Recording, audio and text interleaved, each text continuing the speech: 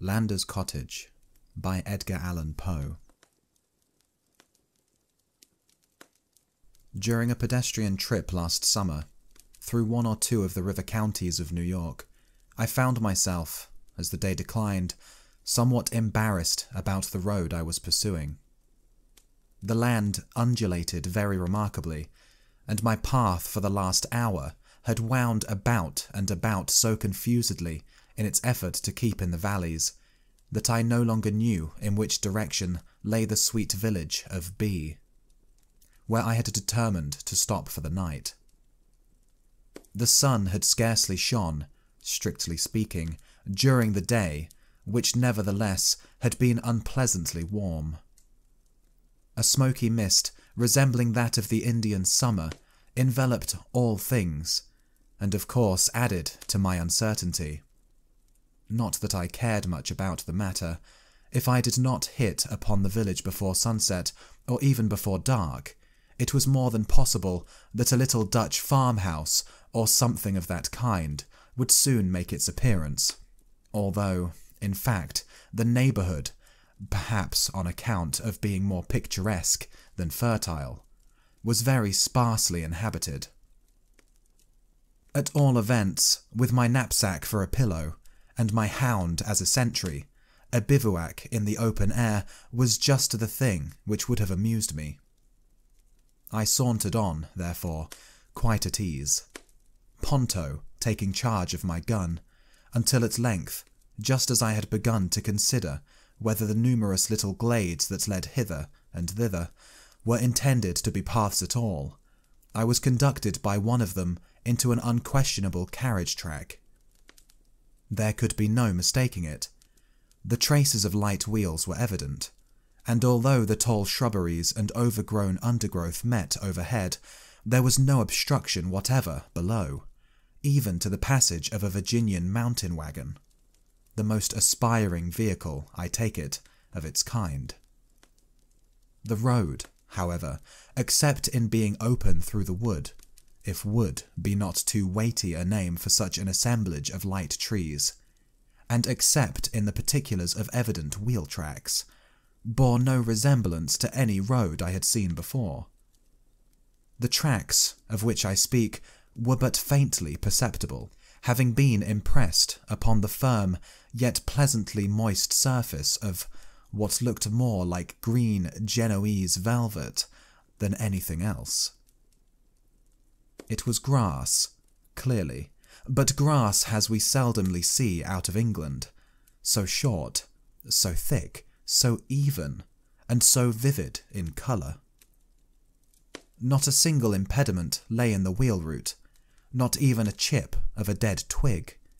The stones that once obstructed the way had been carefully placed, not thrown, along the sides of the lane, so as to define its boundaries at bottom with a kind of half-precise, half-negligent, and wholly picturesque definition. Clumps of wildflowers grew everywhere, luxuriantly in the interspaces. What to make of all this? Of course I knew not. Here was art, undoubtedly. That did not surprise me. All roads in the ordinary sense are works of art, nor can I say that there was much to wonder at in the mere excess of art manifested. All that seemed to have been done might have been done here, with such natural capabilities as they have in the books on landscape gardening, with very little labour and expense. No, it was not the amount, but the character of the art which caused me to take a seat on one of the blossomy stones and gaze up and down this fairy-like avenue for half an hour or more in bewildered admiration. One thing became more and more evident the longer I gazed. An artist, and one with a most scrupulous eye for form, had superintended all these arrangements. The greatest care had been taken to preserve a due medium between the neat and graceful on the one hand, and the pittoresque, in the true essence of the Italian term, on the other. There were few straight and no long interrupted lines. The same effect of curvature or of colour appeared twice, usually, but not oftener, at any one point of view. Everywhere was variety in uniformity. It was a piece of composition in which the most fastidiously critical taste could scarcely have suggested an emendation. I had turned to the right as I entered this road, and now arising I continued in the same direction. The path was so serpentine that no moment could I trace its course for more than 2 or 3 paces in advance. Its character did not undergo any material change.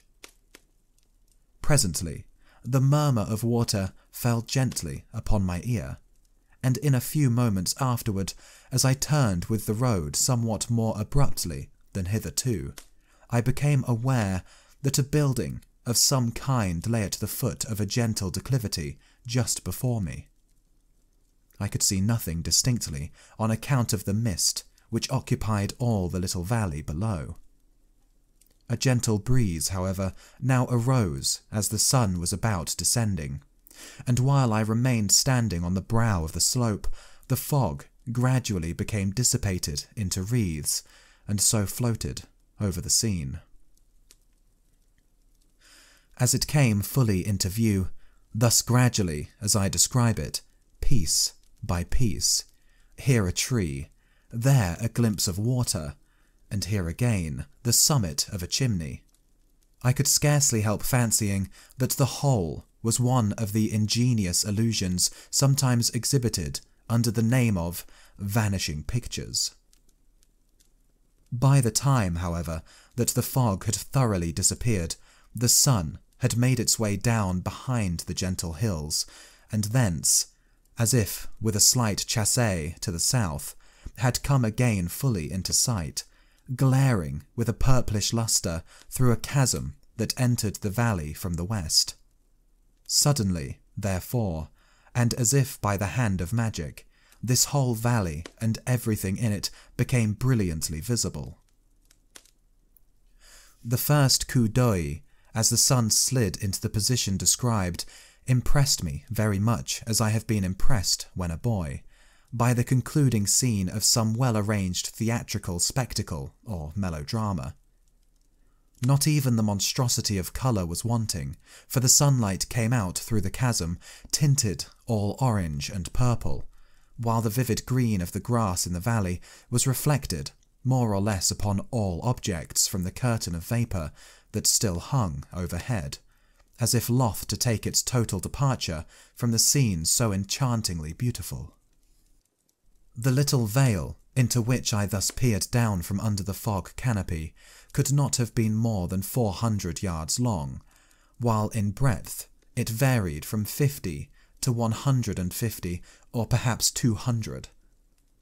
It was most narrow at its northern extremity, opening out as it tended southerly, but with no very precise regularity. The widest portion was within 80 yards of its southern extreme.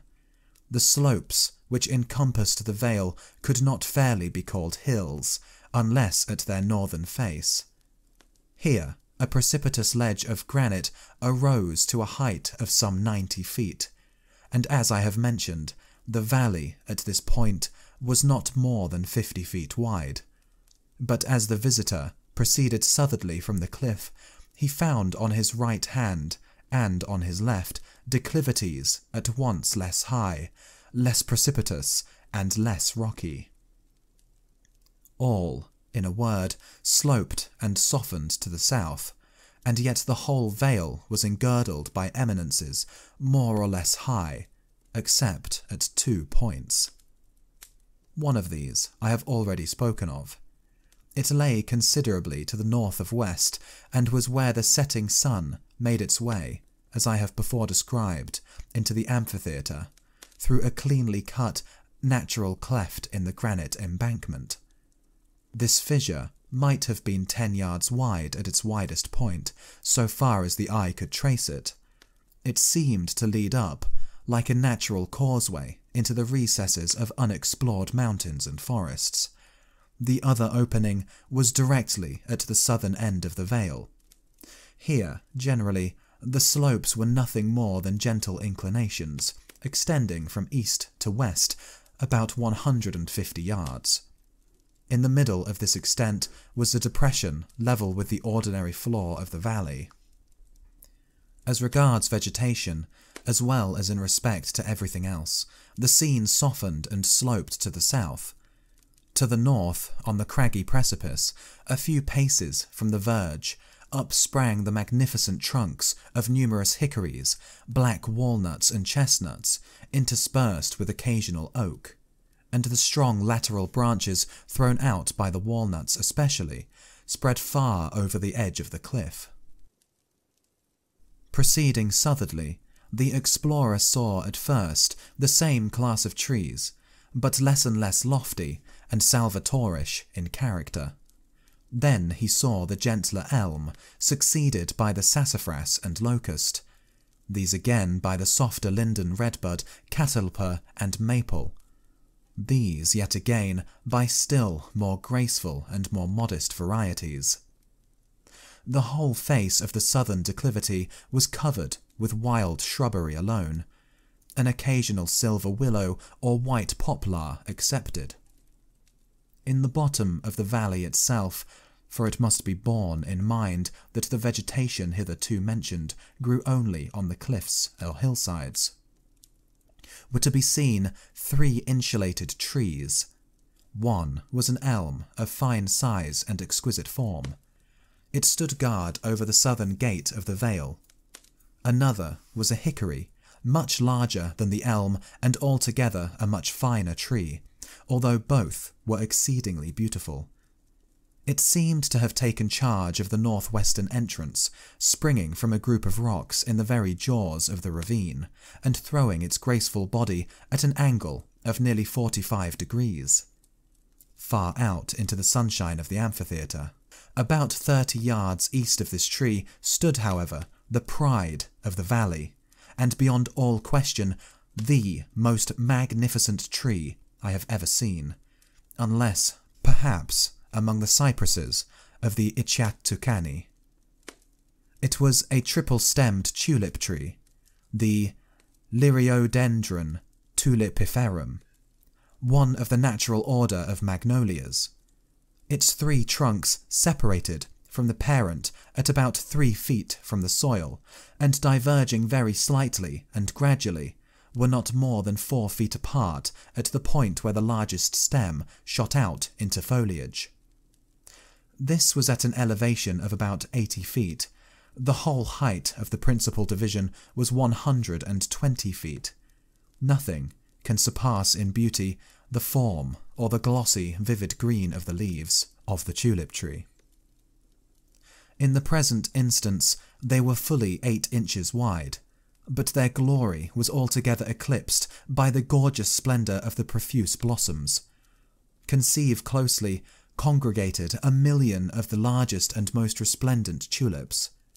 Only thus can the reader get any idea of the picture I would convey, and then the stately grace of the clean, delicately granulated columnar stems, the largest 4 feet in diameter, at 12 from the ground, the innumerable blossoms mingling with those of other trees scarcely less beautiful, although infinitely less majestic, filled the valley with more than Arabian perfumes. The general floor of the amphitheatre was grass of the same character as that I had found in the road, if anything, more deliciously soft, thick, velvety and miraculously green. It was hard to conceive how all this beauty had been attained. I have spoken of 2 openings into the vale. From the one to the northwest issued a rivulet, which came gently murmuring and slightly foaming down the ravine, until it dashed against the group of rocks out of which sprang the insulated hickory. Here, after encircling the tree, it passed on a little to the north of east, leaving the tulip tree some 20 feet to the south, and making no decided alteration in its course until it came near the midway between the eastern and western boundaries of the valley. At this point, after a series of sweeps, it turned off at right angles and pursued a generally southern direction, meandering as it went, until it became lost in a small lake of irregular figure, although roughly oval, that lay gleaming near the lower extremity of the vale. This lakelet was perhaps 100 yards in diameter at its widest part. No crystal could be clearer than its waters. Its bottom, which could be distinctly seen, consisted altogether of pebbles brilliantly white. Its banks, of the emerald grass already described, rounded rather than sloped, off into the clear heaven below. And so clear was this heaven, so perfectly at times did it reflect all objects above it, that where the true bank ended, and where the mimic one commenced, it was a point of no little difficulty to determine. The trout, and some other varieties of fish, with which this pond seemed to be almost inconveniently crowded, had all the appearance of veritable flying fish. It was almost impossible to believe that they were not absolutely suspended in the air. A light birch canoe that lay placidly on the water was reflected in its minutest fibres, with the fidelity unsurpassed by the most exquisitely polished mirror. A small island, fairly laughing with flowers in full bloom, and affording little more space than just enough for a picturesque little building, seemingly a fowl house, arose from the lake not far from its northern shore, to which it was connected by means of an inconceivably light-looking and yet very primitive bridge. It was formed of a single broad and thick plank of the tulip wood. This was 40 feet long, and spanned the interval between shore and shore, with a slight but very perceptible arch, preventing all oscillation. From the southern extreme of the lake issued a continuation of the rivulet, which, after meandering for perhaps 30 yards, finally passed through the depression, already described, in the middle of the southern declivity, and tumbling down a sheer precipice of 100 feet, made its devious and unnoticed way to the Hudson. The lake was deep, at some points 30 feet, but the rivulet seldom exceeded 3, while its greatest width was about 8. Its bottom and banks were as those of the pond. If a defect could have been attributed in point of picturesqueness, it was that of excessive neatness. The expanse of the green turf was relieved here and there by an occasional showy shrub, such as the hydrangea or the common snowball, or the aromatic syringa, or more frequently by a clump of geraniums blossoming gorgeously in great varieties. These latter grew in pots, which were carefully buried in the soil so as to give the plants the appearance of being indigenous. Besides all this, the lawn's velvet was exquisitely spotted with sheep, a considerable flock of which roamed about the vale, in company with 3 tamed deer, and a vast number of brilliantly plumed ducks. A very large mastiff seemed to be in vigilant attendance upon these animals, each and all. Along the eastern and western cliffs, where, towards the upper portion of the amphitheatre, the boundaries were more or less precipitous, grew ivy in great profusion, so that only here and there could even a glimpse of the naked rock be obtained. The northern precipice, in like manner, was almost entirely clothed by grapevines of rare luxuriance, some springing from the soil at the base of the cliff, and others from ledges on its face. The slight elevation which formed the lower boundary of this little domain was crowned by a neat stone wall of sufficient height to prevent the escape of the deer. Nothing of the fence kind was observable elsewhere, for nowhere else was an artificial enclosure needed. Any stray sheep, for example, which should attempt to make its way out of the vale by means of the ravine, would find its progress arrested after a few yards advanced by the precipitous ledge of rock over which tumbled the cascade that had arrested my attention as I first drew near the domain. In short, the only ingress or egress was through a gate occupying a rocky pass in the road, a few paces below the point at which I stopped to reconnoitre the scene. I have described the brook as meandering very irregularly through the whole of its course. Its two general directions, as I have said, were first from west to east, and then from north to south. At the turn, the stream, sweeping backwards, made an almost circular loop, and as to form a peninsula, which was very nearly an island, and which included about the 16th of an acre. On this peninsula stood a dwelling house, and when I say that this house, like the infernal terrace seen by Vathek, I mean merely that its tout ensemble struck me with the keenest sense of combined novelty and propriety. In a word of poetry, for than, in the just words employed, I could scarcely give of poetry in the abstract a more rigorous definition, and I do not mean that merely outre was perceptible in any respect. In fact, nothing could well be more simple. More utterly unpretending than this cottage, its marvellous effect lay altogether in its artistic arrangement as a picture. I could have fancied, while I looked at it, that some eminent landscape painter had built it with his brush. The point of view from which I first saw the valley was not altogether, although it was nearly the best point from which to survey the house. I will therefore describe it as I afterwards saw it, from a position on the stone wall at the southern extreme of the amphitheatre. The main building was about 24 feet long, and 16 broad, certainly not more. Its total height from the ground to the apex of the roof could not have exceeded 18 feet. To the west end of this structure was attached one about a third smaller in all its proportions. The line of its front standing back about 2 yards from that of the larger house, and the line of its roof, of course, being considerably depressed below that of the roof adjoining.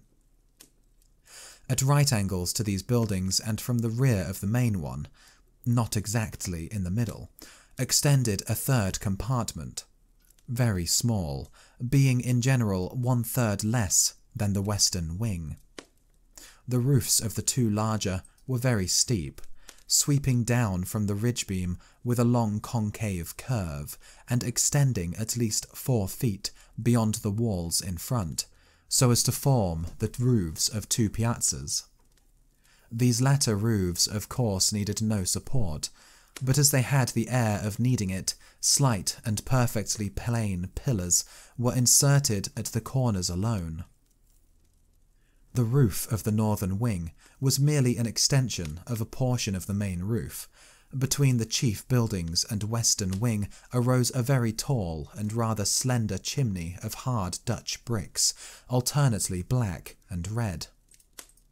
A slight cornice of projecting bricks at the top. Over the gables the roofs also projected very much.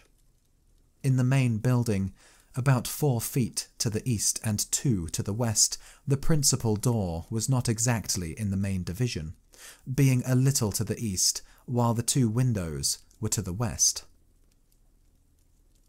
These latter did not extend to the floor, but were much longer and narrower than usual. They had single shutters like doors. The panes were of lozenge form, but quite large. The door itself had its upper half of glass, also in lozenge panes. A movable shutter secured it at night. The door to the west wing was in its gable, and quite simple. A single window looked out to the south. There was no external door to the north wing, and it also had only 1 window to the east. The blank wall of the eastern gable was relieved by stairs, with a balustrade, running diagonally across it, the ascent being from the south. Under cover of the widely projecting eave, these steps gave access to a door leading to the garret, or rather loft, for it was lighted only by a single window to the north, and seemed to have been intended as a storeroom. The piazzas of the main building and western wing had no floors, as is usual, but at the doors and at each window, large, flat, irregular slabs of granite lay embedded in the delicious turf, affording comfortable footing in all weather. Excellent paths of the same material, not nicely adapted, but with the velvety sod filling frequent intervals between the stones, led hither and thither from the house, to a crystal spring about 5 paces off, to the road, or to 1 or 2 outhouses that lay to the north, beyond the brook, and were thoroughly concealed by a few locusts and catalpas. Not more than 6 steps from the main door of the cottage stood the dead trunk of a fantastic pear tree, so clothed from head to foot in the gorgeous bignonia blossoms that one required no little scrutiny to determine what manner of sweet thing it could be. From various arms to this tree hung cages of different kinds. In one, a larger wicker cylinder with a ring at top, revelled a mockingbird. In another, an oriole. In a third, the impudent bobolink, while 3 or 4 more delicate prisons were loudly vocal with canaries. The pillars of the piazza were enwreathed in jasmine and sweet honeysuckle, while from the angle formed by the main structure at its west wing, in front sprang a grapevine of unexampled luxuriance, scorning all restraint. It had clambered first to the lower roof, then to the higher, and along the ridge of this latter it continued to writhe on, throwing out tendrils to the right and left, until at length it fairly attained the east gable and fell trailing over the stairs. The whole house with its wings was constructed of the old-fashioned Dutch shingles, broad and with unrounded corners. It is a peculiarity of this material to give houses built of it the appearance of being wider at the bottom than at the top, after the manner of Egyptian architecture, and in the present instance this exceedingly picturesque effect was aided by numerous pots of gorgeous flowers that almost encompassed the base of the buildings. The shingles were painted a dull grey, and the happiness with which this neutral tint melted into the vivid green of the tulip tree leaves that partially overshadowed the cottage can readily be conceived by an artist. From the position near the stone wall, as described, the buildings were seen at great advantage. From the south-eastern angle was thrown forward, so that the eye took in at once the whole of the 2 fronts, with the picturesque eastern gable, and at the same time obtained just a sufficient glimpse of the northern wing, with parts of a pretty roof to the spring house, and nearly half of a light bridge that spanned the brook in the near vicinity of the main buildings. I did not remain very long on the brow of the hill, although long enough to make a thorough survey of the scene at my feet. It was clear that I had wandered from the road to the village, and I had thus good traveller's excuse to open the gate before me, and inquire my way, at all events, so, without more ado, I proceeded. The road, after passing the gate, seemed to lie upon a natural ledge, sloping gradually down along the face of the north-eastern cliffs.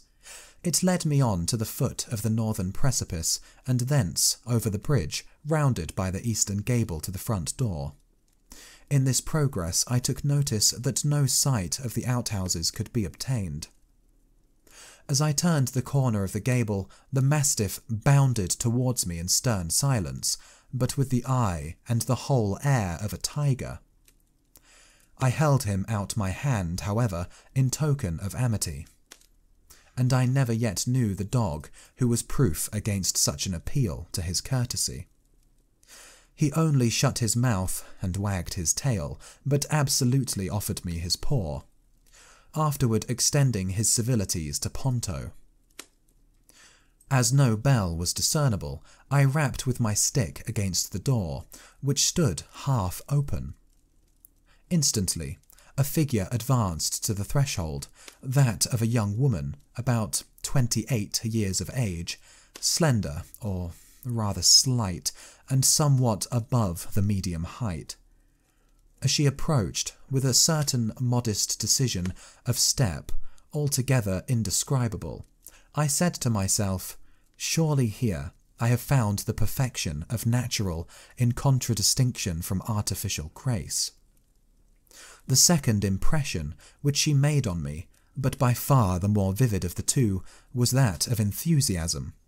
So intense an expression of romance, perhaps I should call it, or of unworldliness, as that gleamed from her deep-set eyes, had never so sunk into my heart of hearts before. I know not how it is, but this peculiar expression of the eye, wreathed itself occasionally into the lips, is the most powerful, if not absolutely, the sole spell which rivets my interest in woman. Romance, provided my readers fully comprehend what I would here imply by the word romance and womanliness, seem to me convertible terms. And, after all, what man truly loves in woman is simply her womanhood. The eyes of Annie, I heard someone from the interior call her Annie, darling, were spiritual grey, her hair a light chestnut. This is all I had time to observe of her. At her most courteous of invitations I entered, passing first into a tolerably wide vestibule. Having come mainly to observe, I took notice that to my right, as I stepped in, was a window, such as those in front of the house. To the left, a door leading into the principal room, while opposite me an open door enabled me to see a small apartment, just the size of the vestibule, arranged as a study, and having a large bow window looking out to the north. Passing into the parlour, I found myself with Mr. Landor, for this I afterwards found was his name. He was civil, even cordial in his manner, but just then I was more intent on observing the arrangements of the dwelling, which had so much interested me, than the personal appearance of the tenant. The north wing, I now saw, was a bedchamber. Its door opened into the parlour. West of this door was a single window looking toward the brook. At the west end of the parlour were a fireplace and a door leading to the west wing, probably a kitchen. Nothing could be more rigorously simple than the furniture of the parlour. On the floor was an ingrain carpet of excellent texture, a white ground spotted with small circular green figures. At the windows were curtains of snowy white jassinette muslin. They were tolerably full, and hung decisively, perhaps rather formally, in sharp, parallel plates to the floor, just to the floor. The walls were prepared with a French paper of great delicacy, a silver ground with a faint green cord running zigzag throughout. Its expanse was relieved merely by 3 Juliennes, exquisite lithographs of trois crayons, fastened to the wall without frames. One of these drawings was a scene of oriental luxury, or rather voluptuousness. Another was a carnival piece, spirited beyond compare. The third was a Greek female head, a face so divinely beautiful and yet of an expression so provokingly indeterminate never before arrested my attention. The more substantial furniture consisted of a round table, a few chairs, including a large rocking chair, and a sofa, or rather settee. Its material was plain maple, painted a creamy white, slightly interstriped with green, the seat of cane. The chairs and table were to match, but the forms of all had evidently been designed by the same brain which planned the grounds. It is impossible to conceive anything more graceful. On the table were a few books, a large square crystal bottle of some novel perfume, a plain ground glass astral, not solar, lamp with an Italian shade, and a large vase of resplendently blooming flowers. Flowers, indeed, of gorgeous colours and delicate odour formed the sole mere decoration of the apartment. The fireplace was nearly filled with a vase of brilliant geranium. On a triangular shelf in each angle of the room stood also a similar vase, varied only as to its lovely contents. 1 or 2 smaller bouquets adorned the mantel, and late violets clustered about the open windows. It is not the purpose of this work to do more than give in detail a picture of Mr. Landor's residence as I found it. How he made it what it was, and why, with some particulars of Mr. Landor himself, may possibly be the subject of another article.